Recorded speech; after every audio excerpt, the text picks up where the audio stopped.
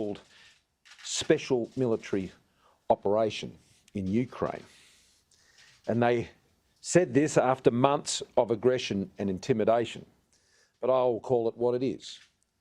The Russian government launched a brutal invasion, unprovoked, on Ukraine, and should be condemned for doing so, and Australia does.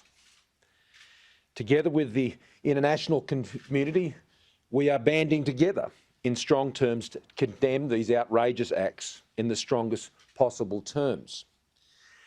The footage that is emerging of missile strikes, air raid sirens, and reports of hundreds of casualties, yet unconfirmed, are sadly not surprising, given the events we have been witnessing for some time now and have been warning about.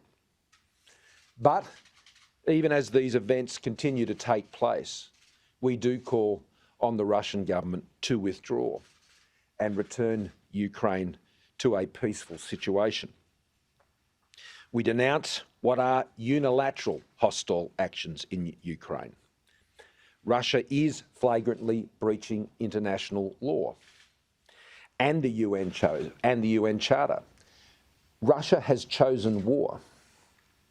So we reiterate our staunch support, which I was able to convey to the Ukrainian Prime Minister last night, about their sovereignty and their territorial integrity.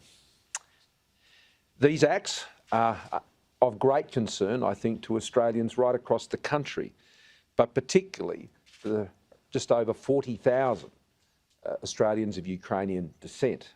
Earlier today, the Minister for Immigration and Multicultural Affairs met with community leaders from the Ukrainian community in Australia, some 18 of them, to hear from them directly, to answer questions about the arrangements Australia is putting in place. And I thank them for working closely with the government, and I thank them for their leadership in the community.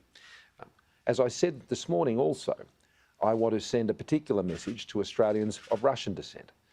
I know that they will also be feeling terrible about these events. Whether they're of Ukrainian descent or Russian descent, we're all Australians, and we thank them for their contribution to Australia, and we stand together with them as Australians. My message to those Australians who continue to be in Ukraine is to, where safe to do so, leave. We have been saying this for some time now. Australians in Ukraine who are unable to leave should shelter in place until it is safe to depart, to monitor smart travel advice for updates, and register their whereabouts on the Department of Foreign Affairs and Trade's online portal. It's important that they do this. We believe there is up to around an estimated 1,400 Australians in Ukraine, but that is not the number that we currently have registered formally through those processes. Australians in Ukraine who require consular support should call the Australian Government 24-hour Consular Emergency Centre on 1300 555 135.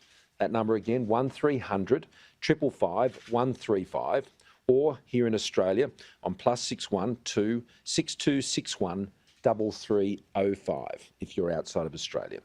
We will seek to provide support to the extent that we can in these exceptionally difficult circumstances. And I want to thank our diplomatic staff who remain in the region to do just that.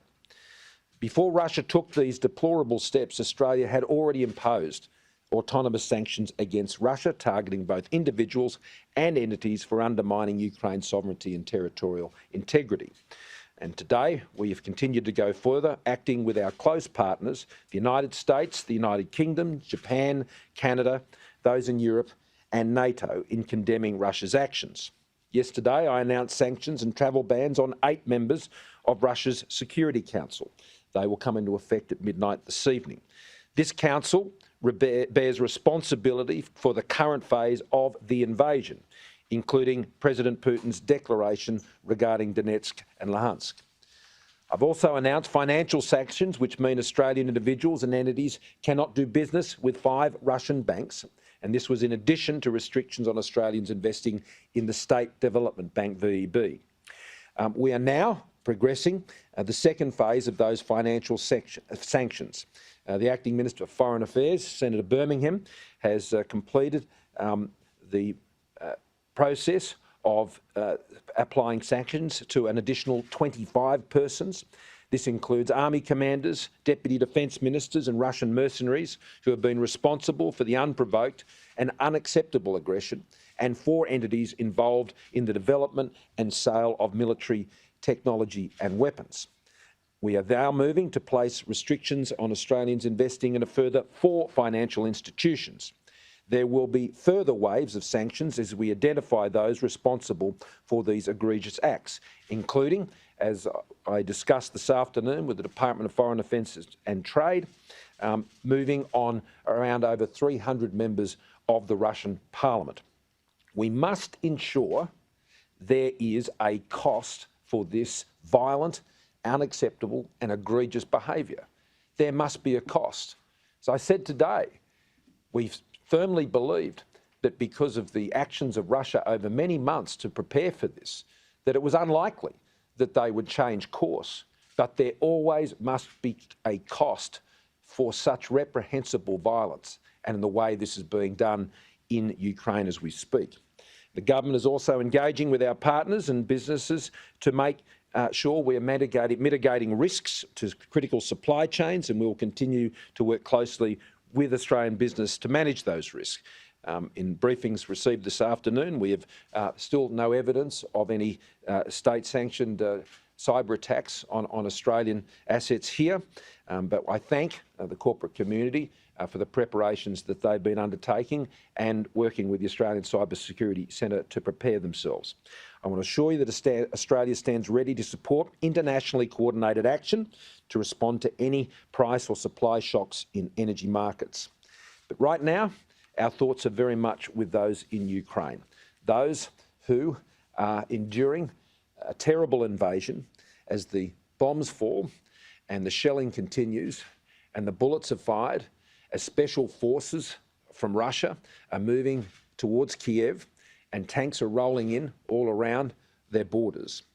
This is a chilling reminder of the world that we live in, and where the threats and aggression of bullies and those who seek to intimidate others to seek their own advantage.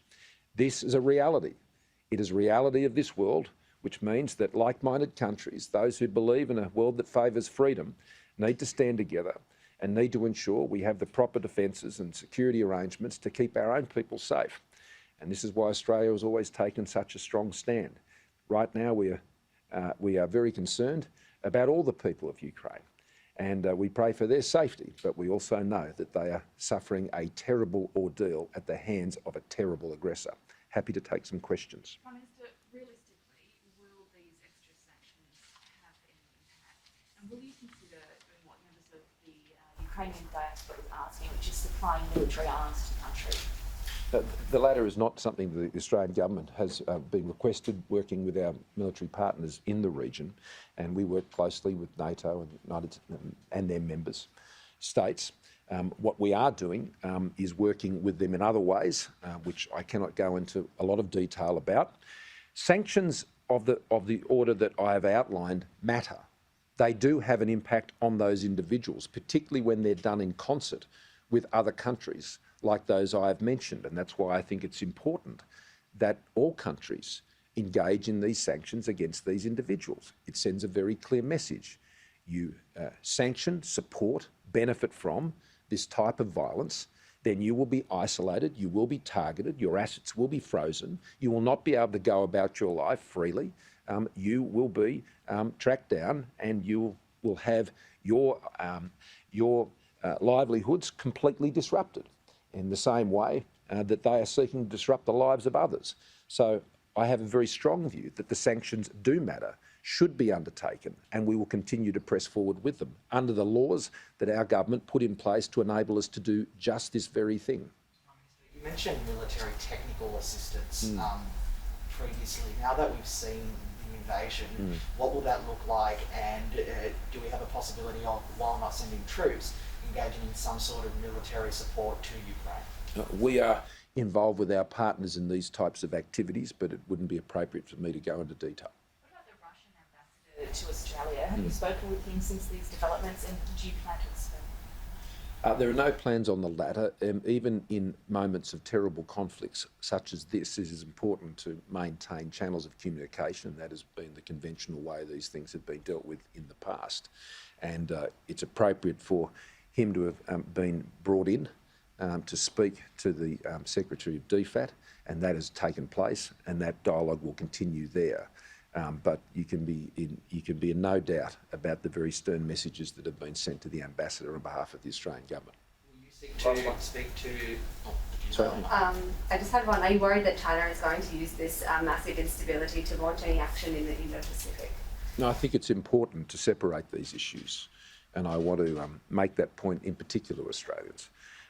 What I would be asking, as I have consistently, and I would welcome this being supported, both here in this country and elsewhere, it's important that all countries denounce what is occurring in Russia and Ukraine. It is important that all countries do that. This is an unprovoked, unwarranted, illegal invasion of Ukraine. And the best way to ensure that these acts are condemned is to enjoin the actions of countries like Australia, the United Kingdom, the United States, Canada, Japan, and impose these sanctions to ensure that there is a penalty and there is a cost. And you have to wonder where countries aren't prepared to do that, what they're prepared to tolerate. We're not prepared to tolerate it. And I think it's very important that the world acts together to denounce these terrible and violent acts on the people of Ukraine. Thank you. You seek to personally speak to the Russian ambassador, given the No, I won't. Messages will be delivered directly to them by the Secretary of the Department of Foreign Affairs and Trade and the Minister. That's how these things are done. And as I told you, there are no doubt about our views about what the Russian government is doing illegally in Ukraine and inflicting terrible crimes on the people of Ukraine. Thank you. That is a very grim